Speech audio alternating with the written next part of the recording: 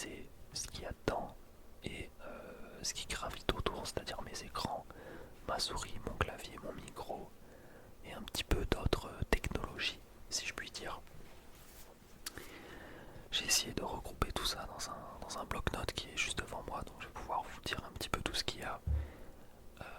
Malheureusement, il y aura quelques éléments manquants, mais de manière globale, vous allez avoir 95% de ce qui me sert à faire mes vidéos, jouer aux jeux vidéo, etc. sur mon PC. On va commencer par la carte mère, et d'ailleurs, il faut savoir que c'est moi qui ai installé mon propre PC. Je ne l'ai pas acheté tout fait, j'ai acheté les pièces par pièce. Et au fur et à mesure des années, j'ai changé des pièces, j'en ai rajouté d'autres, etc. D'ailleurs, en fin de vidéo, je vous conseillerais une carte graphique qui est vraiment pas chère et qui peut faire tourner League of Legends vraiment tranquillement. Et ça m'a sauvé quand j'étais étudiant dans une grande ville. Du coup, la carte mère, c'est une ASRock B540M HDV R4.0. Donc la carte mère, c'est la première chose qu'on met dans un PC, c'est un peu le socle, on va dire, où on va installer ensuite tous nos composants dessus. Voilà. Si je peux résumer rapidement, c'est ça une carte mère. Ensuite, pour la RAM. Donc la RAM, à quoi ça sert? Ça sert à faire des calculs. En vrai, je dis peut-être n'importe quoi, mais ça sert à ce que le PC puisse faire plein de calculs en même temps et donc qui peut gérer par exemple un logiciel de montage qui est ouvert, à côté une page internet qui est ouverte, en même temps ceci, cela. Donc ça permet de faire plus de trucs et ça permet de libérer de la mémoire vive, il me semble, au PC. J'ai 16 Go de RAM, donc j'ai deux barrettes de 8 Go de RAM que j'ai posées sur ma carte mère du coup. Malheureusement j'ai pas la ref de mes cartes mères, j'ai la flemme un peu d'ouvrir mon PC. Juste je les avais achetés en solde. Et c'est des trucs basiques, il n'y a pas de RGB dessus, tout ça c'est vraiment des barrettes de RAM un peu plus classiques, mais 16 Go de RAM ça régale. Même si j'ai quelques ajustements à faire sur mon PC, parce qu'en ce moment il a un peu du mal. Au niveau de la carte graphique, on est sur une AMD Radeon RX 6500 XT. Voilà, ça c'est ma carte graphique. Pour vous donner une idée, en vrai je sais même pas si je peux la conseiller cette carte graphique, je pense que je la conseillerais pas. Parce que je peux même pas jouer à Fortnite en haute résolution on va dire. Ouais, je peux pas jouer à Fortnite en haute résolution quand je joue à Warzone ou à des... que j'avais essayé de jouer à Call of Duty. Ça laguait beaucoup. Fallait que je me mette vraiment dans des paramètres faibles de qualité visuelle pour pouvoir jouer correctement. Donc je sais pas, cette carte graphique elle est vraiment pas folle. Limite j'aurais dû garder mon ancienne carte graphique à 60 balles qui faisait largement le taf pour jouer à League of Legends et à TFT. Mais bon, qu'est-ce que vous voulez, c'était il y a longtemps que j'avais acheté ça, maintenant malheureusement c'est trop tard. Au niveau du processeur, on est sur un AMD Ryzen 5 4600G et ça tourne en 4 GHz. Alors ça je vous avoue que ce genre de chiffres ça me parle pas trop. Mais voilà, si vous y connaissez plus, voilà, 6 cœurs 4 GHz. Ensuite dans mon PC, j'ai deux moyens pour stocker mes documents, mes images, mes vidéos, etc. J'ai un SSD d'abord, qui malheureusement fait seulement 111 Go. Dessus il y a Windows d'installer quelques jeux. Sinon, ma principale source de stockage c'est un disque dur classique, un vrai disque voilà, qui se fait graver de 2 Teraoctets. Donc là il y a un peu plus de place. Mais malheureusement, des fois quand je lance certains logiciels, etc., on l'entend qu'il se met à tourner et ça fait un sacré bordel puisqu'il est assez vieux. Mais bon, quand même, il fait extrêmement bien le taf. 2 Teraoctets, pour qu'on se rende compte, c'est 2000 Go, donc vraiment il faut en mettre des trucs pour remplir ce disque dur. Ensuite, mon alimentation, alors j'ai pas trouvé la référence exacte, mais je sais que c'est une Raider. Ça s'écrit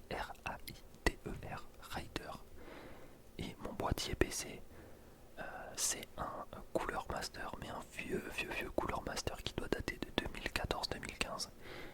Il y a plein les ports de devant, ils marchent presque plus. C'est vraiment une carcasse le bordel, mais ça fait encore le taf. Et puis voilà pour le PC. Je parle pas trop des ventilos parce que j'en ai retiré deux qui faisaient trop de bruit quand je faisais de la SMR, donc il n'en reste plus qu'un seul. Avec les ventilos de ma carte graphique bien sûr.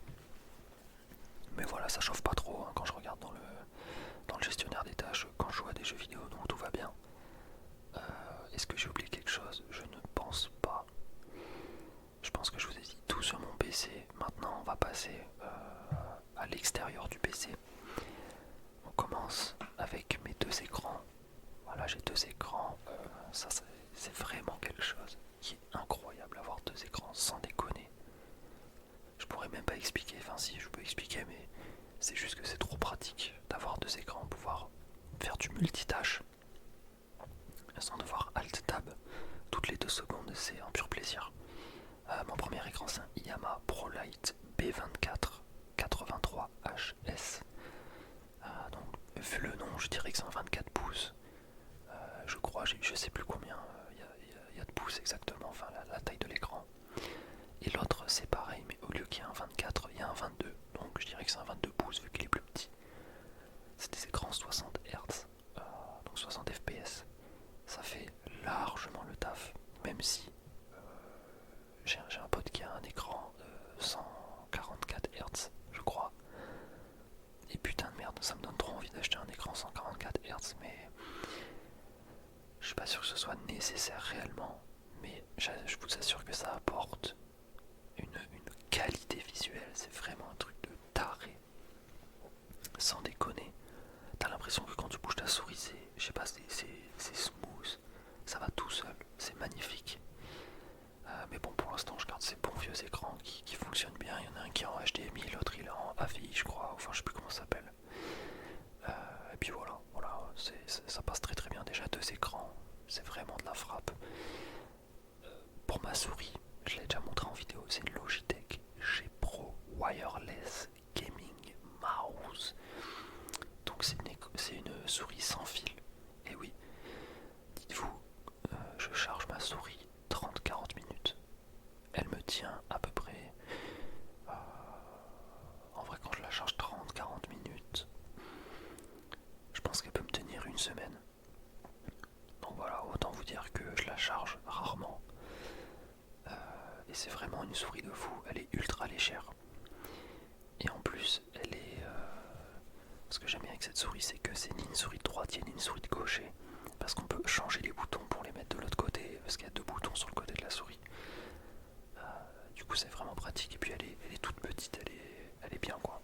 Elle est vraiment bien, elle fait vraiment le taf. Par contre elle vaut un peu cher. J'avoue sur ce coup je me suis fait plaisir. Parce qu'avant j'avais une souris Amazon à 10 balles. Et puis au bout d'un moment ça m'a cassé les couilles et puis j'ai explosé la souris quand je jouais à LoL. Ensuite on passe au clavier, bon je l'ai présenté il n'y a pas si longtemps que ça, c'est un Perix avec 2 X à la fin, Periboard-106. Donc un clavier inspiré du design des années 90, avec la même forme des touches, avec le même bruit des touches, avec le même style de frappe. C'est quelque chose qui est vraiment vraiment bien. Je regrette pas du tout mon achat, j'adore ce clavier. J'adore ce clavier, je vais le garder hyper longtemps. On arrive presque à la fin. Avant de vous parler du micro, etc. Bon, vous devez connaître, je pense. J'ai un petit truc qui est vraiment sympa, c'est un chargeur à induction. C'est-à-dire qu'il est branché en USB-C. Et ça ressemble à un petit frisbee. Et par-dessus, tu poses ton téléphone. Enfin, en tout cas, moi, je pose mon téléphone et ma boîte de AirPods. Et ça peut charger sans fil. C'est un truc que j'utilisais jamais avant, mais qui est bien pratique. Ça charge pas aussi vite que quand tu charges sur une prise secteur, mais ça fait quand même le taf. Tu as juste à poser ton téléphone et ça le charge tout seul. Et pour finir, évidemment, le micro, le Blue Yeti, que j'ai acheté sur Amazon en réduction, parce qu'il était de couleur bleue. avec ça, évidemment, j'ai une paire d'écouteurs. Alors, c'est des EarPods. Voilà, c'est pas des AirPods parce que les AirPods c'est les écouteurs Apple sans fil, c'est des EarPods. Donc c'est les filaires en prise jack classiques. Pour moi, c'est vraiment les meilleurs écouteurs à peu près un prix de 20-25 euros. Et avec ça, du coup, je peux entendre ma voix en direct. Je m'y habitue toujours pas, mais c'est vraiment ultra pratique. Ce qu'il faut savoir, c'est que j'étais étudiant à ce moment-là, donc j'étais pas chez moi comme je suis actuellement. Et ma carte graphique a rendu l'âme du jour au lendemain, donc je ne pouvais plus utiliser mon PC. Ça utilisait la carte graphique qui est implantée directement dans la carte mère, mais c'est vraiment quelque chose de douteux. Du coup, j'avais pas trop de thunes et j'ai essayé de trouver sur le bon coin une carte graphique pas trop chère qui pourrait faire tourner League of Legends. Parce que c'était vraiment le jeu que je jouais principalement. Et j'ai trouvé une annonce d'un mec qui vendait une Asus GeForce GT 1030. Et elle paye pas de mine. Je vais vous le dire, elle paye pas de mine. La carte graphique, elle a que un ventilo. Elle a un mini slot qui rentre dans un slot classique. Mais voilà, elle est toute petite. Il n'y a que un port HDMI et un port AVI, si je me trompe pas. Il y a écrit quoi? Il y a écrit OC édition 2 Go de mémoire, auto extrême, dual ball bearing. Ok, bon, je pourrais pas expliquer tout ça, mais je peux vous assurer que cette carte graphique fait le taf de fou furieux. Vraiment, c'est une dinguerie cette carte graphique. J'aurais dû la garder et pas acheter ma nouvelle carte graphique que j'ai payé beaucoup trop cher. Donc voilà, si vous n'avez pas trop d'argent, parce qu'en plus je l'ai acheté d'occasion. Ah bon, le mec il s'en était bien. Enfin, il l'avait bien gardé dans son petit plastique et tout, c'était bien propre. Mais voilà, si vous voulez acheter une carte graphique pour jouer à LoL et jouer un peu à des petits jeux à droite à gauche sans trop forcer, je l'avais payé 60 euros, je crois, donc c'est vraiment pas cher pour une carte graphique. Voilà, là j'ai force, GT 1030. Foncez, les yeux fermés, vous allez pas être déçus. Voilà, maintenant, je vous ai tout présenté. C'est la fin de la vidéo, j'espère qu'elle vous aura plu. Je vous dis à demain